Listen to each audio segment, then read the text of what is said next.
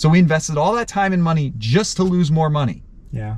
Oh gosh, what were we thinking? What's going on, guys? Welcome back to JR Garage and welcome to another cheap Porsche reveal, and also welcome to another cheap Porsche farewell video. That's right, you got everything wrapped into one because a buyer is coming to buy this car in like 30 minutes, and I just realized, oh crap, we never filmed with it. We gotta make a quick video. So this is gonna be a fast-paced one, but we gotta introduce you to this car before it leaves the garage because it's a really rare Porsche at the end of the day. There's a pretty low chance we'll ever own one of these again, so you guys gotta check it out. That's right, this is a Porsche 944 S2. Porsche 944s are how we got our start. We bought a Porsche Turbo and then an early NA and then Ellis, and so these are of course very near and dear to our hearts. But this S2, you don't find these all the time. Probably one of the rarest 944s, being that it's an S2 coupe.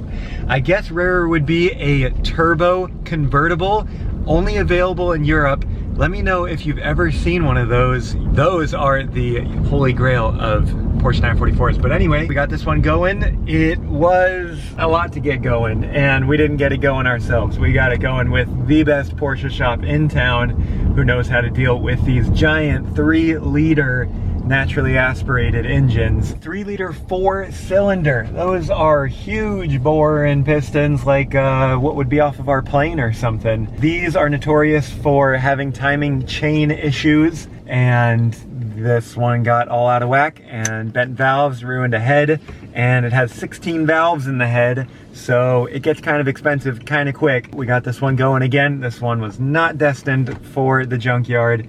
It's actually quite nice. That's right, you'll see it in just a second behind our garage door here. I'll explain the deal as we're headed to the car wash, but this one we did not buy because it's got rare sport seats, or it was some diamond in the rough screaming deal that we knew we would hit a home run on. This one we definitely took a gamble on. It was listed as having mechanical engine damage. Once again, non-running. In hindsight, I really don't know why we bought this thing because the battery's right there in the engine bay. It's very easy to start up if it does run, so clearly it not running should have been a red flag for us, but we couldn't stay away. One of like 1,000 coupes ever made. It's a really rare car you don't see every day, and they are shooting up in value. A clean one is worth like 15, 20, 25 grand. And this one was for sale for 2,900 bucks. Buy it now. I couldn't help myself, so I bought it now, and I kind of wish I hadn't. Let me show you the car. Okay, and here she is, 1989. S2 coupe, red over white cream, beautiful spec, beautiful car. Too bad it cost us a small fortune to get this thing dialed in. Yes, the engine's all pretty and nice now, but I'll explain. It was not like that when we bought it. We'll give it a start up here. And she fires right up, purrs like a kitten.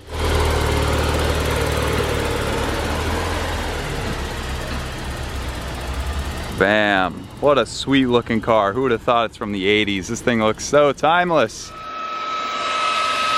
The dust just flies right off. It's actually about to rain here, so there's no point getting it perfectly clean when it's just gonna get dirty again. And the guy's got a long drive anyway, so we're just gonna blow the dust off. So here she is for the first time and the last time. And here's that 3-liter 4-cylinder engine. 16 valve, makes like 210 horsepower. I know that doesn't sound like a lot today, but in the 80s, over 200 horsepower in a car that weighs under 3,000 pounds was really good. Especially when the turbo model came out at 217. This is nearly the same amount as a turbo, all naturally aspirated. So that power really comes on strong, and it pulls all the way to redline really, really nicely. I was surprised the first time I drove it. I was really impressed, actually. So now imagine turbocharging a 3-liter engine. Have we revealed that car yet? Let's just, we'll get to that one another time. This one's in pretty good shape. We had it fully polished and ceramic coated. The wheels are in good shape. So Christian, these are not the Club Sport wheels, right? Yeah, these are D90 wheels, not the forged Club Sports. You can tell the difference between this little lip right here. The Club Sports will be flush. This rear carpet, I guess we'll include it for the guy, but it was completely stained and just like dirty. We just took it out because it was so ugly. He'll probably get a new one anyway. But yeah, that's the rear hatch area, which is famous on the 944. I mean, this opens up and you have all this room. You can put the seats down so you can fit a ton of stuff. Christian and I have fit a set of 4 tires in this car coming back from the Hershey 944 Pennsylvania swap meet. So this thing is actually kind of practical. These coolant bottles always turn yellow, so it's hard to see how much coolant's actually in them. This one is somewhat clear, so you can still see the coolant moving around, but sometimes it's so dark, you have no idea how much coolant you have in the car. But of course, this car has all new fluids, every single one, and then the engine we'll talk about in just a second, needed the most work, which is why we will be losing a lot of money on this car. So yeah, title and thumbnail is correct. It's safe to say that our cheap Porsche luck might have ran out. I mean, if we're talking numbers wise, every other Porsche home run has been a big profit, a big gain, but this thing will be our first cheap Porsche loss. I guess you could say our luck ran out after what, like 5 or 10 amazing cheap Porsches. We're not just gonna keep getting lucky. So like I said, I wouldn't be surprised because we're pushing our luck if we end up losing money on one or two. It's just part of the game, so. Okay, let me show you the inside.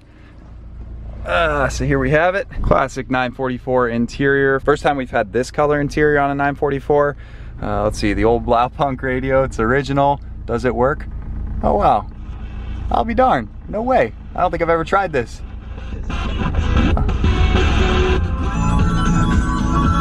Oh, heck yeah, we're jamming.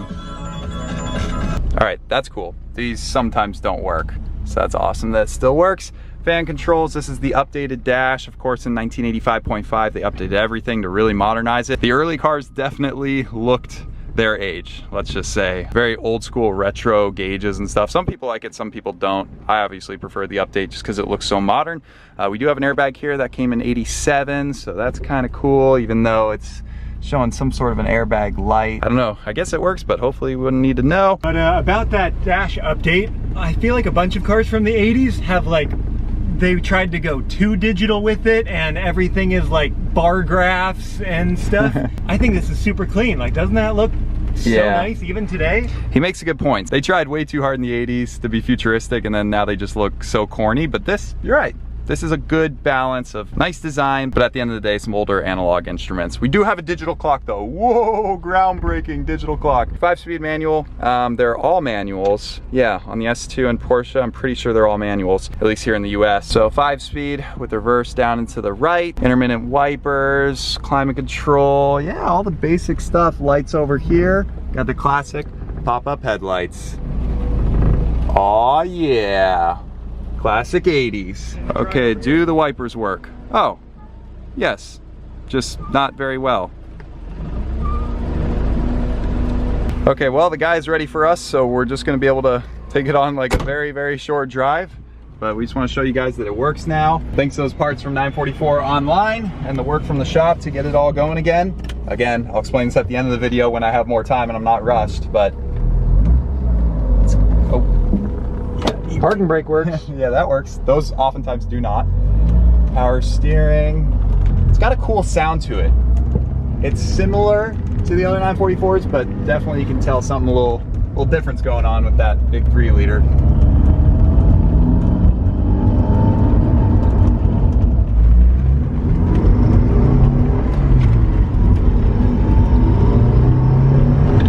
Man, that's like half throttle and it just really pulls nicely. Sweet. Really torquey motor. Let's get the lightning out of the way and get this car on its way. Yeah, I'll talk numbers, guys. I'm gonna break down everything. Total purchase price, total investment, total sale and loss on the car. Cooling fans kicking on like they should. Good oil pressure when fully warmed up. This is a good car. Obviously, it needs a lot of just little things. The mirror fell off, that's on the ground. Shift boot, the seat is torn. That mirror is loose, obviously. So bunch of small things, but the biggest thing is the motor, and that is now dialed in. Transmission seems to work just fine. That's exactly what this guy's looking for. A little bit of a project, something he can, you know, work with a bit, but to have the big things ready to go.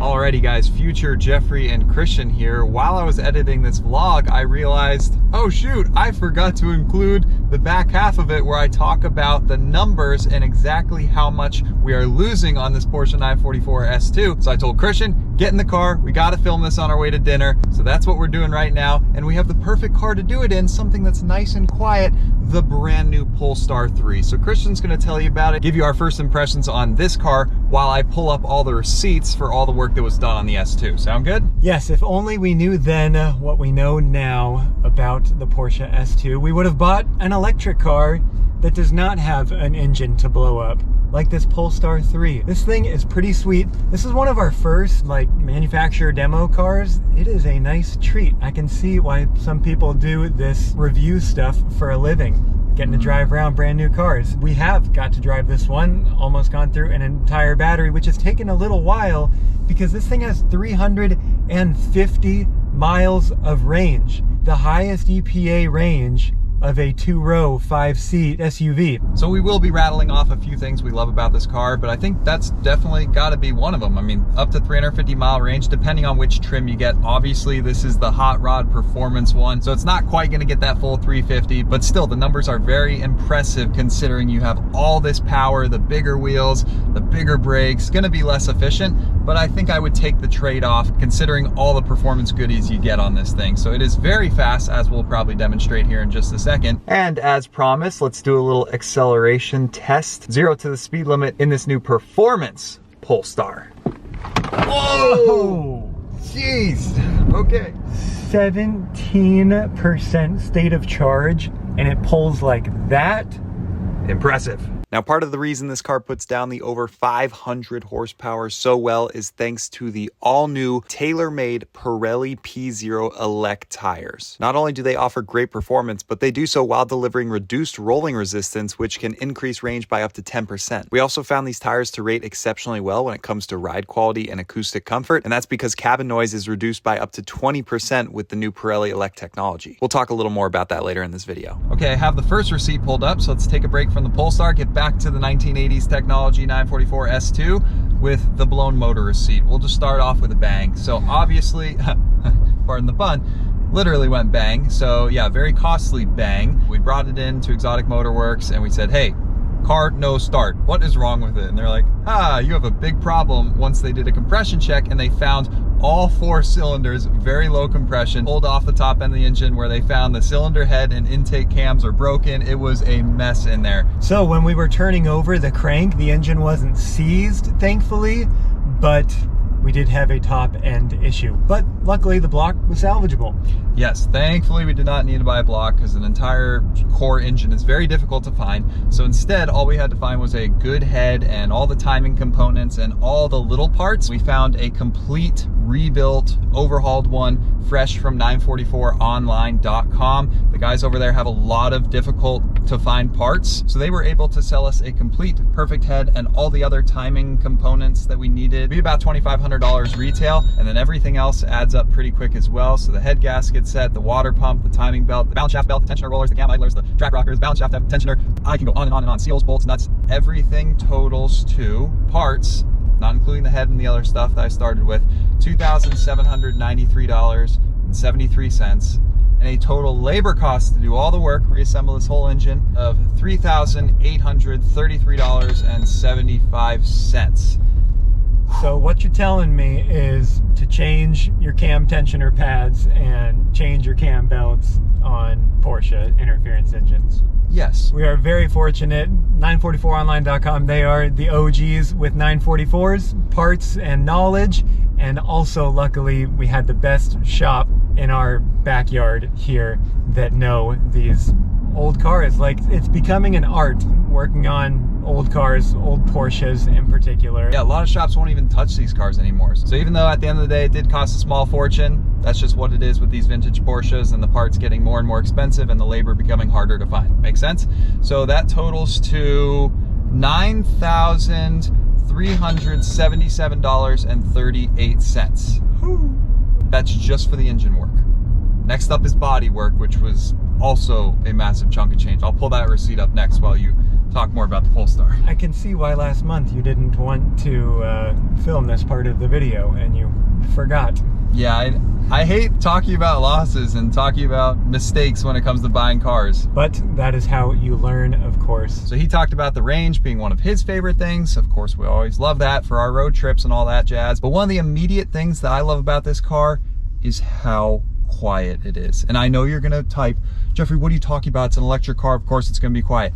Yes, all electric cars are quiet to some degree, but then there's just like a whole new level of quietness and this and a few other EVs I can think of fall in that category. Honestly, you just gotta ride in one or drive one to experience it for yourself. So relaxing to drive. I hop in it and I'm like, wow, it's just stress-free driving. I don't know how to describe it. It's puts you right in Sweden where there's not a worry in the world, I guess. Maybe it's the seats, maybe it's just the whole package. Just driving it is so soothing. I can tell you what it is. It has active noise canceling in the 25 speakers of the Bowers-Wilkins system. And so that will actively eliminate the frequencies of wind noise, tire, road noise. The air suspension is sweet dialed in. No matter what trim you buy, this performance or the base trim, you get awesome air suspension. And another thing I want to hit on is how far tire technology has come to keep up with the Polestar 3. Pirelli's P0 electric range of tires for their quiet PNCS, Pirelli noise canceling system, and putting down the performance at the same time. I don't think you will hear a chirp out of these tires. Meanwhile, they are so efficient and have such low rolling resistance. So let's put them to the test. These new Pirelli X Polestar co-developed performance tires in 3, 2, 1.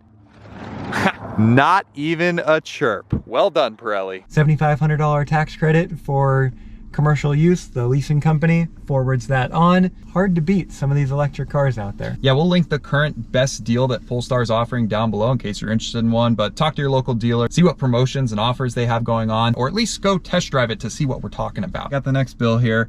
Oh lordy. So this wasn't shown on the video, but the car had a wee bit of damage on the front end when we bought it from auction, and that was apparently really expensive to fix. I didn't think it was a big deal when I bought the car. I'm like, oh, a little crack in the plastic bumper, dent in the fender. How bad can it be?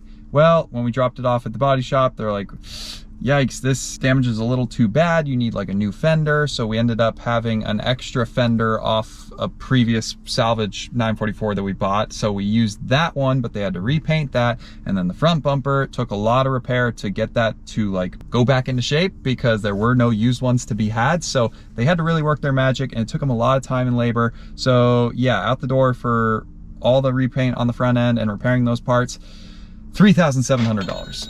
Ouch.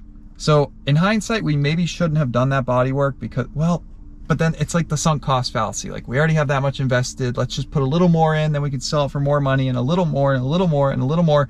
And that's what we just said the other day. No, we need to pull the plug. We're already losing so much money. If we put in any more, it's all just going to be, not all going to be a waste. Yeah, it's but going to like, return 20%, 30%. Exactly. Your return is not going to be there. So instead, sell it as a car that needs some work here and there, but like a good project for somebody with good bones and a good engine that just was rebuilt for $9,000 for just a little bit north of that, to where they get a good deal and like we get to recover most of our losses. So that was our logic. You can go ahead and comment down below if that was a good idea or if we shot ourselves in the foot and we could have had a really nice 944 S2 if we just kept it, finished the last few things, and then just held on to it forever so that we wouldn't ever realize this loss. People like to tell us that when we lose money on a car. They're like, well, you should have just kept it and then you'd never lose money on it. We all know it as car guys. Like, most of the money you invest in a car, you don't get back. So I guess we can't be too surprised that we really lost out on this after doing the body work, the engine work. And I'm not done. We still have the total cost that we bought the car for, right? With fees and shipping from Wisconsin in the middle of the winter when nobody wanted to pick up this car. That's right. Shipping alone was $1,700 plus the out the door auctions with the fees and the gate fees and the online bid fees of blah, blah, blah, blah, blah of $3,680. $3,680 plus the $1,700 plus the $3,700 plus the engine work. Am I missing anything before we total this up? Didn't put tires on it. Anything? We forgot to mention. They might wonder why there's a black sunroof on the car. Oh yeah. Yeah. Speaking of that shipping, this was not the fault of the shipper, but when the car showed up, it didn't have a sunroof on the car, and we're like, it was just there in the pictures, and they're like, yeah, slight problem. We're driving down the highway and all of a sudden we see a sunroof flying through the air.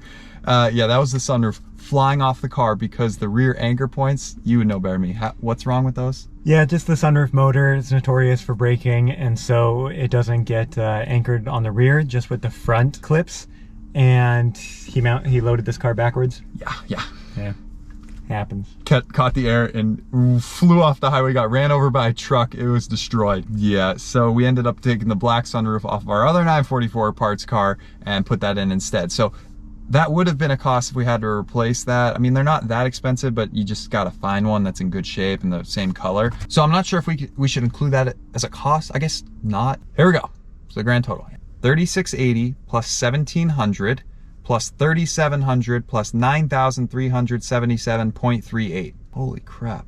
Yeah, that's right. $18,457.38. $18,457.38 minus $11,800.